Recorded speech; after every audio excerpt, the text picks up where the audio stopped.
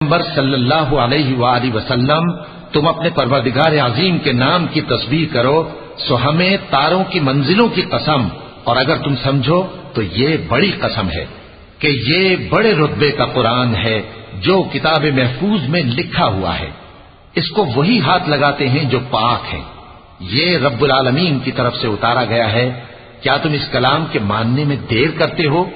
اور اپنا وظیفہ یہ بناتے ہو کہ اسے جھٹلاتے رہتے ہو؟